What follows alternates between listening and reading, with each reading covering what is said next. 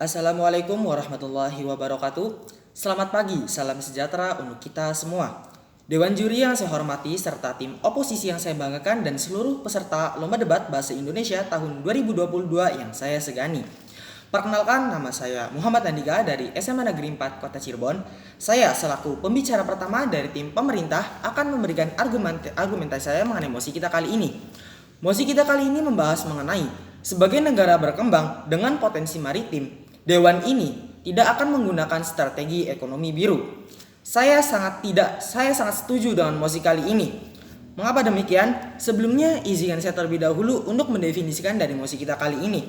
Definisi dari negara berkembang ialah istilah yang umum digunakan untuk menjelaskan suatu negara dengan kesejahteraan material tingkat rendah atau kesejahteraan penduduknya masih dalam taraf menengah atau sedang berkembang.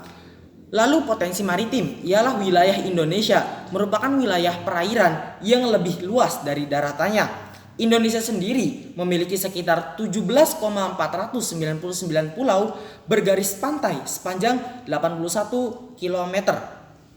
Patut ketahui bahwasanya Dewan Juri sekalian, saya sangat setuju dengan mosi kali ini. Mengapa demikian? Bahwasanya strategi biru ini menggunakan pemanfaatan sumber daya laut yang berwawasan lingkungan untuk mendukung pertumbuhan ekonomi, kesejahteraan, dan mata pencaharian sekaligus melestarikan ekosistem laut. Ada 4 strategi dari ekonomi biru ini. Yang pertama ialah peningkatan pengelolaan aset laut dan pesisir. Yang kedua, mobilisasi insentif dan investasi. Yang ketiga, sistem yang lebih baik untuk pengumpulan atau pemantauan data. Dan yang terakhir ialah membangun kembali dengan lebih biru setelah pandemi COVID-19. Dari keempat strategi ekonomi biru itu, saya sangat tidak setuju dikarenakan memiliki titik kelemahan yang sangat beresiko untuk ke depan bangsa Indonesia atau kemajuan bangsa Indonesia. Di antaranya ialah seperti menghasilkan produk yang mahal sehingga tidak adil bagi orang miskin, perdagangan karbon yang tidak adil untuk dunia.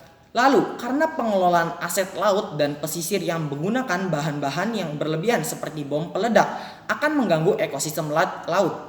Lalu, kapal-kapal besar yang akan mengganggu nelayan tradisional. Dewan juri yang saya hormati serta tim oposisi yang saya banggakan, Indonesia tersendiri merupakan negara bahari dan kepulauan terbesar, memiliki sumber daya keanekaragaman hayati laut tertinggi di dunia. Namun secara kasat mata yang terjadi justru cenderung kondisi di mana kurang mencukupi. Idealnya ialah Indonesia sepantasnya membuktikan bahwa ia merupakan negara yang terbaik dengan dalam pemanfaatannya dan pengelolaan potensi kepulauan dan kelautan sebagai aset nasional yang strategis bagi kemajuan bangsa Indonesia. Menjadi kenyataan bahwa 32 tahun Orde Baru potensi kita terninabobokan. Patut garis bawahi bahwasannya Indonesia setelah atau 32 tahun Orde Baru potensi kelautannya terninabobokan. Perhatian pemerintah terhadap pembangunan bidang kelautan dan perikanan sangatlah minim. Sebagai negara bahari dan kepulauan dari 2/3 wilayah Indonesia merupakan wilayah laut yang memiliki potensi ekonomi atau kelautan yang sangat besar dan beragam. Dewan juri yang saya hormati serta tim oposisi yang saya banggakan, seruan untuk memberikan perlindungan kepada nelayan tradisional skala kecil semakin mantap dikumandangkan Kesatuan Nelayan Tradisional Indonesia atau NTI. HAM atau hak asasi manusia bagi nelayan tradisional ini karena keberadaan nelayan tradisional di Indonesia semakin terancam dikarenakan bahwasannya yang dapat saya ketahui, yang dapat saya jelaskan tadi bahwa bahan peledak ataupun kapal-kapal besar yang mengganggu aktivitas dari nelayan tradisional. Dewan juri yang saya hormati bahwasanya masyarakat pesisir sebagai pemilik interdependensi yang tinggi terhadap sumber daya pesisir dalam kehidupan realitanya masih belum mengalami kesejahteraan. Patut garis bawahi bahwasanya Indonesia nelayannya tersendiri belum mengalami kesejahteraan. Hal tersebut dapat dilihat dari sektor pendidikan yang rendah serta lingkungan yang permukimannya masih terkesan kumuh. Oleh karena itu, dalam penerapannya, kebijakan ini diperlukan kerjasama antara pemerintah dan masyarakat sekitar atau masyarakat pesisir lebih khususnya. Kerjasama yang baik perlu dilakukan dalam pelaksanaannya agar tidak ada pihak yang merasa dirugikan. Selain itu juga, jika pelaksanaannya tepat, maka diharapkan akan mendukung perekonomian Indonesia, juga mensejahterakan perekonomian masyarakat pesisir lebih khususnya.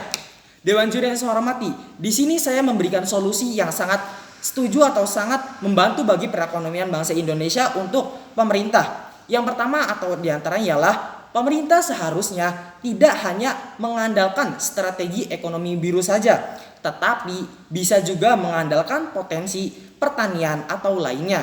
Lalu yang terakhir ialah mendorong berkembangnya sektor ekonomi maksudnya ialah mendorong perkembangan sektor ekonomi potensial daerah sebagai sumber pertumbuhan baru yang disesuaikan dengan karakteristik daerahnya. Contoh halnya ialah daerah Indramayu yang menghasilkan buah mangga yang berlimpah yang bisa dijadikan sebagai perekonomian warga sekitar atau warga Indramayu tersebut. Dan contoh halnya ialah bahwasannya daerah Malang. Di daerah Malang tersendiri menghasilkan buah mangga yang dapat dijadikan sebagai perekonomian warganya. Bahkan di Indonesia tersendiri banyak pulau-pulau atau daerah-daerah yang memiliki perekonomiannya tersendiri. Maka dari itu dapat saya tegaskan kembali, saya sangat setuju dengan mosi kali ini. Dari argumentasi yang saya sampaikan bahwasanya Dewan Juri sekalian, perlu saya tegaskan kembali bahwasanya benar-benar saya sangat setuju dengan mosi kali ini, yaitu sebagai negara berkembang dengan potensi maritim tidak akan menggunakan strategi ekonomi biru, dikarenakan ekonomi biru banyak sekali kelemahan-kelemahan yang terjadi.